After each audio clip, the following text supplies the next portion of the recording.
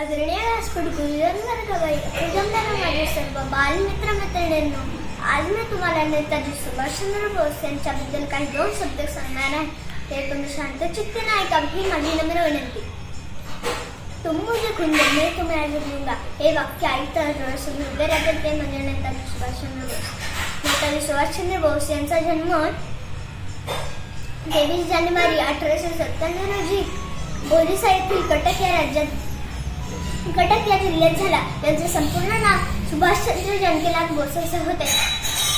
यांच्या वडिलांचे नाव जानकीनाथ तर यांच्या आईचे नाव प्रभावती देवी असे होते. यांनी आपले प्राथमिक शिक्षण आपल्या गावीच पूर्ण केले व यांनी इसवी सन 1919 मध्ये आपले BA पर्यंतचे शिक्षण पूर्ण केले.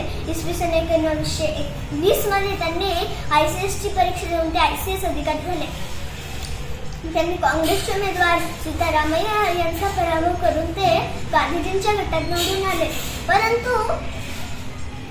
गांधीजींचे उमेदवार आपल्याला सहकार्य करत आहे हे बघून त्यांनी आझाद हिंद सेना स्थापन केली व त्यांनी महिलांसाठी झाशीची राणी पथक हे स्थापन केले.